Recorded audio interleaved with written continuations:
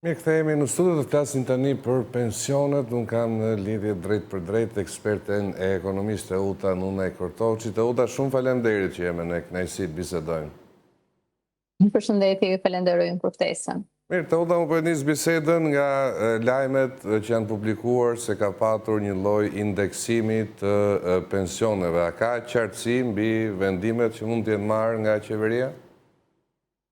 Aktualisht, neve presim të merret një vendim nga ana e qeverisë, pra neve kemi vetëm një publikim nga ana e Instat për normën e inflacionit, e cila lidhet me indeksimin e çmimit të konsumatorit, që njihet ndryshe edhe si masa që tregon normën e inflacionit, por nuk kemi ende një vendimarrje zyrtare.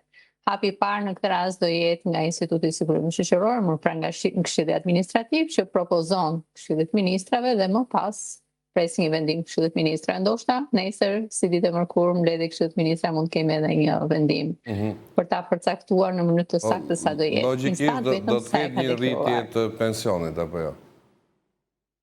Logjikisht po, por edhe zyrtarisht, pasi ligji e detyron në këtë rast qeverinë në mënyrë të përvitshme të bëjë një indeksim të pensioneve në bazë të normës së inflacionit të shportës, normë e cila është deklaruar nga ana e Instat që është në një vlerë ose në një përqindje për 2.5%. Por vendimarrja finale se sa do jetë, ose do jetë kjo normë indeksimi, apo do jetë një normë e ndryshme, e para në këtë rast do t'i takoj vendimarrjes ose më saktë propozimit për vendimarrje nga ana e Institutit të Sigurimit Shoqëror, Këshillit Administrativ, dhe më tej hapi 2 do jetë vendimi i Këshillit Ministrave, gjë e cila do ta zyrtarizonte procesin e indeksimit dhe për te përshindjes do përcaktohet edhe data, nëse do jetë 1 tetori apo do jetë një datë tjetër. Ndërkohë, Uta, për çfarë shifrash po flasim pak a shumë nga përllogaritjet e thjeshta që mund bëjmë? Do të jetë një rritje domethënëse apo më shumë, po themi që i përshtatet zhvlerësimit të paras në vitin e fundit?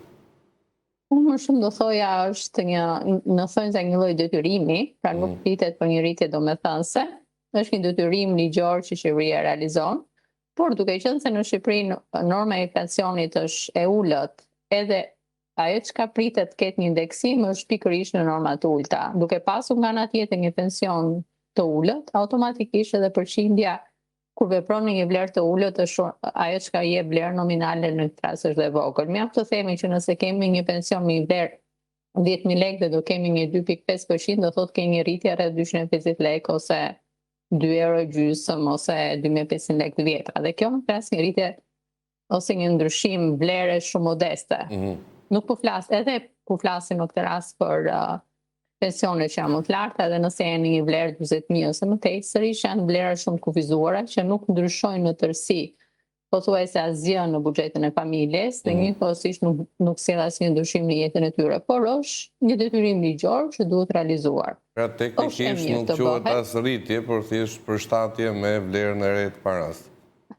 Përgjithsisht, indeksimi këtu bëhet dhe një dallim nga ana metodologjike ku shpjegohet indeksimi dhe rritja në rastin konkret po flasim për pensionin, dhe indeksimi ka për qëllim që të ruajë të njëjtën fuqi vlerëse të vlerës që merret pension si në momentin kur individi ka dalë në pension. Pra nëse ne do flasim për një individ që ka dalë në pension përpara 10 vitesh dhe ka pasur, supozojmë temi, një pension 20.000 lekë dhe me ato 20.000 lekë do blente 100 njësi mall, do thotë që edhe pas 5 vitesh ose pas 10 vitesh të blej po 100 njësi mall edhe pse kemi rritjen e çmimeve. Si indeksimi nuk kuptohet që ti të arrisësh përqindjen ose të arrisësh në këtë rast pensionin për aq sa rritet në përqindje edhe çmimeve. Ndaj norma e inflacionit është lidhur drejt për drejt me çmimin e konsumatorit. Dhe kjo në këtë rast e bën që ti të ruash njëjtën fuqi. Ndaj nuk flitet, kur flitet për një rritje do thotë që ti të kesh një rritje përtej kësaj norme, ose përtej kalimit të kësaj vlere që është një vlerë minimum në këtë rast që lidhet me normën e inflacionit. Do thotë që ti duhet të studiosh skemën për të masur ose për të përcaktuar në bazë ligjore, nëse do ketë një pension minimal për shembull, apo do ketë një rritje në një vlerë fikse, supozojmë 1.000 lekë ose 2.000 lekë të reja në muaj, ose 10.000 lekë ose 20.000 lekë, apo në këtë rast do ketë një rritje në përqindje më të madhe se sa 2.5 ose 3%. Kjo është në formë diferencës. Një pjesë e mirë e ekonomistëve i cilësojnë si pozitive në termat e një norme normale, normat e inflacionit në Shqipëri. Je dakord me një pohim të tillë, pra vlerësimi i lekut është në parametra normal? Aktualisht, në këtë rast, ligji e përcakton dhe ka të lidhur indeksimin e pensionit me normën e inflacionit. Dhe nëse ne do flasim për një detyrim ligjor, do thotë që qeveritë janë të detyruar ligjërisht që ta indeksojnë ose ta rrisin, sepse shumë herë dhe ky debati nëse kemi të bëjmë me indeksim apo me një rritje pensioni, në vetvete, në vlerë nominale, nga kur rritet pensioni ose kur indeksohet pensioni më saktë me 2.5%, do thotë që ti do të arrisësh në vlerë 250 lekë të pension, pra nga 10.000 lekë të shbërë 10.250. Pra në vetvete ka një rritje në vlerë nominale, edhe pse në fushin vlerëse nuk ka një rritje. Në rastin konkret, kur flasim në këtë rast me përqindjet ose kur flasim me normat e inflacionit, për sa kohë që ligji e parashikon në këtë lloj forme, kjo është metodologjia se si do indeksohen. Do indeksohen përmes normës. Në këtë rast si është norma e inflacionit. Nëse metodologjia do ndryshoj, automatikisht në këtë rast do ketë një rritje ndryshe ose një indeksim ndryshe. Unë gjykoj në këtë rast që nëse do të analizojmë, indeksimi është i domosdoshëm, nuk e analizoj në pjesën nëse është pak ose shumë 2.5%, se dihet që është një vlerë pa konsiderueshme shumë e vogël, siç e thamë në fillim të analizës, por indeksimi do duhet të realizohet në mënyrë që paraja të ruajë të njëjtën fushë vlerëse. Masa e indeksimit në këtë rast, unë gjykoj që duhet të zbatohet në mënyrë të njëjtë për të gjithë qytetarët që kanë marrë, që janë përfitues të një pensioni, pasi kemi edhe atë diskutimin nëse do kemi diferencime në përqindje, ku flasim për vlerësim parash se është 10 lekë ose 100 lekë sërish parash vlerësohet. Dhe individ që ka një pension më të lartë do thotë që ka kontribuar në numër vite më tepër, ka kontribuar në vlerë më tepër. Dhe unë nuk e shoh si zgjidhje të pensioneve për të rritur një pension të vogël, duke në këtë rast krijuar një lloj padrejtësie ndaj individëve që kanë pension më të lartë. Pra nuk kemi pse diskriminojmë ata individë të cilët kanë një pension të lartë.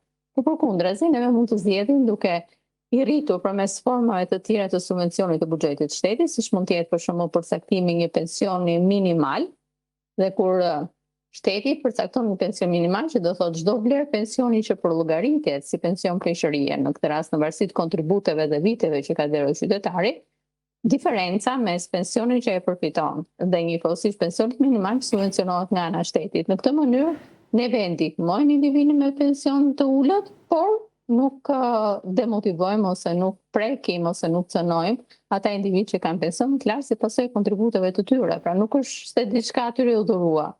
Në fund pensioni është një vlerë e cila del si pasojë dy treguesve. Numri i viteve kontributive, vlera e parave që ke kontribuar. Atëherë në këtë rast të përcaktohet vlera e pensionit dhe kjo vlerë përcaktohet pikërisht nga ajo çka kemi dhënë ne gjatë gjithë jetës sonë të punës, pra gjithë periudhës së punës. Ne gjykojmë në këtë rast se indeksimi është domosdoshëm, por duhet krijuar edhe një mjet ligjor që i cila do të ndihmonte qytetarët tanë që kanë pensione për shembull në një vlerë 20.000 lekë për të arritur këtë vlerë çka edhe qeveria në programin e saj ka parashikuar brenda 2020, pra brenda 4 vite brenda 2029. Teoda, dhe ndryshonim pak temën e diskutimit, flasim për investimet e huaja. Ka patur një raport nga Departamenti Amerikan i Shtetit, i cili vjen me goxha kritika, duhet thënë, për klimën që u ofrohet biznesmenëve nga jashtë. Ata kanë fokusin tek biznesmenët nga Shtetet Bashkuara, por sigurisht që gjetjet e tyre mund të vlejnë, po të themi, për të gjithë. Në raport theksohet korrupsioni i përhapur gjërësisht, ndërhyrja e krimit organizuar dhe shumë problematika të tjera si mbivendosja e pronave, ndryshimi i shpeshtë të legjislacionit, dhe kritika që ne i dëgjojmë vazhdimisht. Sa negative është diçka e tillë, sa merret përballë ky raport nga investitorët? Absolutisht që merret përballë, sepse është shumë e rëndësishme institucioni që e deklaron. Pra sa i besueshëm është ky institucion. Dhe kur flasim për Departamentin e Shtetit, nuk shtrohet fare çështja e nëse duhet keq besim në atë çka thuat, por merret e mirëqen gjendja. Por ne në këtë rast e ndjejmë në mënyrë të vazhdueshme në Shqipëri dhe nëse neve do t'i referohemi investimet e huaja, një zë shumë të rëndësishëm të investimit të huaj në Shqipëri, po e zënë shitja pasurive të paluajshme, që në vetvete nuk prodhon ose nuk realizon një produkt ose një shërbim. Është një investim që ngurtësohet me realizimin e vlerave. Nuk është një investim që hap vende të reja të pune ose fronte të reja të pune. Nga ana tjetër, neve na mungojnë në Shqipëri prej vitesh ato që quhen investime të mëdha. Investimi i fundi që neve kemi në memorien tonë është TAPI, që ishte një investim i cili ishte goxha i konsiderueshëm, por që nuk solli shumë produktivitet në Shqipëri, për një arsye shumë tjerë, sepse neve nuk përfituam atë pjesën e gazit që mund kalonte që të kishte në inovacion në Shqipëri. Pra neve shërbyem thjesht si një vend tranzit. Dhe këtu ndoshta mund të ketë bëjë me mënyrën se si është negociuar kjo marrëveshje. Pra në vetvete, klima e biznesit në Shqipëri nuk e favorizon investitorën e huaj, sepse nuk favorizon, nuk është zgjidhur problemi i pronës siç e ju e cekët. Kemi ende një gjyqësor i cili përflitet në mënyrë të vazhdueshme për nivelet lartë të korrupsionit, përflitet në mënyrë të vazhdueshme për vlerësime ose për vendime jo të drejta. Nga ana tjetër kemi nivelet lartë të korrupsionit në institucionet publike, kemi informalitet në nivel të lartë, kemi kushte për sa i përket paketave fiskale ose politika publike të cilat janë të ndryshueshme dhe favorizuese për grupe të ndryshme, dhe të gjitha këto në këtë rast nuk e bëjnë që ky qytetari i huaj ose investitori i huaj ose ato kompanitë e huaj që duan të investojnë, ata në këtë rast të vinë dhe të investojnë. Këtu në këtë rast po flasim për ato tregues të cilët varen drejt për drejt nga individët, nga njerëzit. Nuk flitet në këtë rast për diçka, në këtë rast siç flasim për tregun shqiptar që është një treg i vogël ose një treg i kufizuar, por sërish ti mund të investosh në këtë treg të vogël të kufizuar ato investime të cilat do të sjellin një të ardhur shumë më të lartë, si në aspektin makro, pa të ardhur publike, por edhe mikro.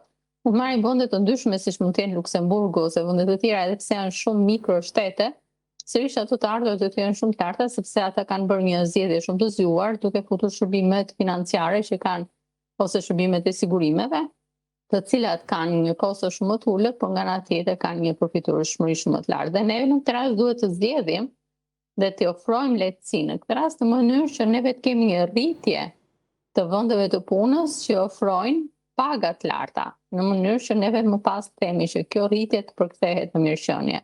Nëse neve do kemi vende të reja pune që ofrojnë paga të mesme dhe poshtë, nuk mund të pretendojmë nesër që do kemi një ekonomi familjare, pra në nivel mikro më të mirë, dhe më tej në këtë rast të kemi një ekonomi në nivel makro që do përkthehet në mirëqenie për qytetarët. Ndaj në këtë rast duhet të jemi shumë të zgjuar, pa të bëjmë ato zgjedhje të zgjuara në vendimarrje që të kenë një efekt të dyfishtë në nivel makro dhe mikro.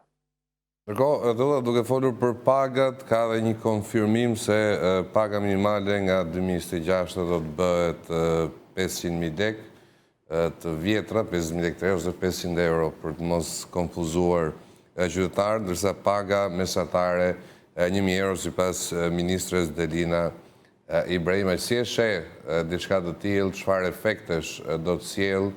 Dhe një kritik që bëjnë ekonomistët është që nuk është realisht një rritje, por më shumë një përqasje më e mirë ndaj informalitetit, sepse është vështirë besor që ka ende paga, po themi të prapura në masë, sigurisht që ka dhe paga minimale për 20.000 lekësh, por në këtë kuptim si e sheh si iniciativë?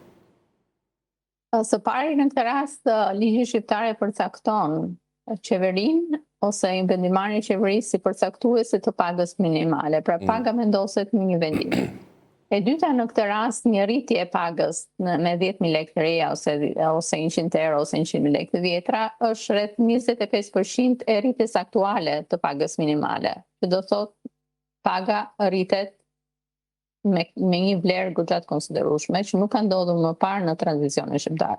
Pra për herë të parë kemi pasur një rritje të drejtë për drejtë. Herën e fundit që na ka ndodhur rritje, ka ndodhur në 2 vite është rritur me një vlerë 10.000 lekë, ndërsa këtë radhë rritet në një vit. Dhe kjo në këtë rast i jep efekte te biznesi sepse do të rriten kostot e deklaruara. Pra e theksojmë atë që lidhet me ju, që do thotë ata do derdhin më tepër kontribute për shërbimin do jetë shoqëror një periudhë tranzitore të 18 mujore, mund të jetë një lloj ndihme? qeveria e ka deklaruar në këtë rast në momenti që por nuk kemi ende një vendimarrje, pra kemi një projekt ose kemi një diskutim për një rritje page, por që qeveria në këtë rast mendon që do ketë një mbështetje për bizneset për këtë diferencën që paguhet për kontributet sigurime shoqërore. Por nga ana tjetër do kemi një rritje të tatimit për të ardhur personale nga ana e qytetarëve nëse do kemi një ndryshim gjithmonë në këtë paketë. Por edhe nëse ne do themi që kemi këtë mbështetje nga ana e qeverisë për 18 muaj, nuk do kemi rritje të tatimit të ardhurve dhe me radhë.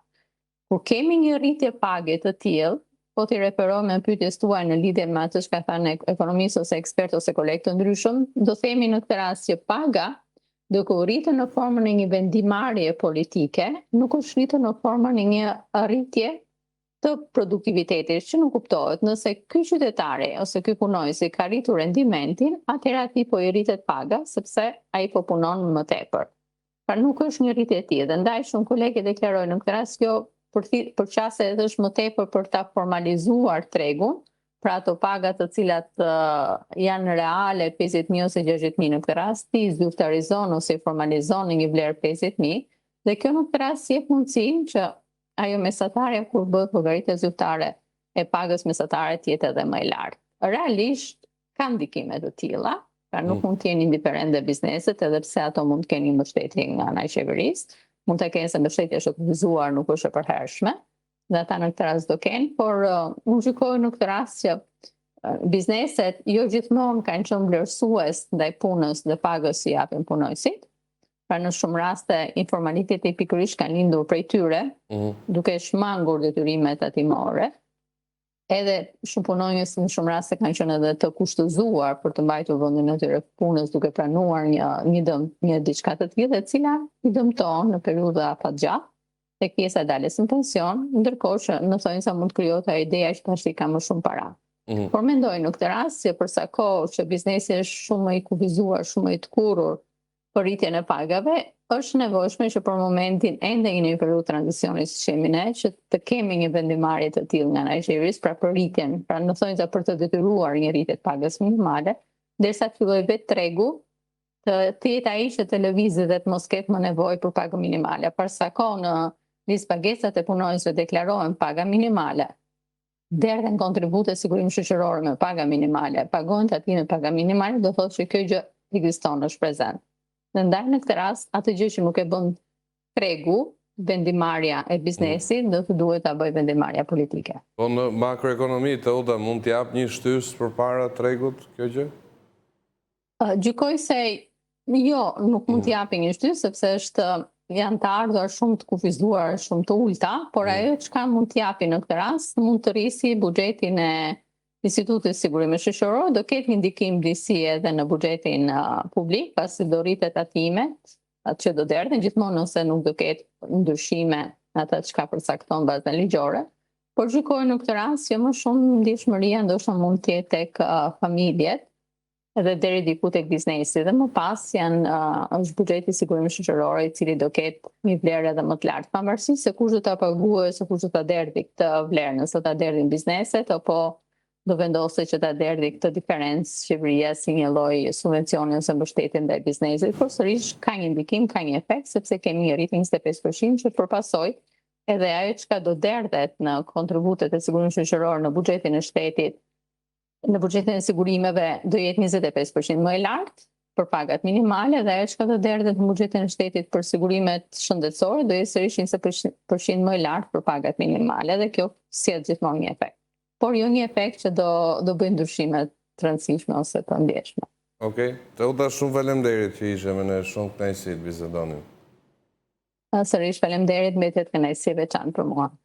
Kemi që ishim me Teuta Nunaj Kortoçi, eksperte ekonomisë e takon diskutimit për pensionet dhe pagat, ne do të shkojmë në një tjetër hapësirë publicitare, mos largoni vetëm pas pak. Do të kemi mundësi të diskutojmë për zhvillimet ndërkombëtare dhe një plan nga presidenti Donald Trump për gazën.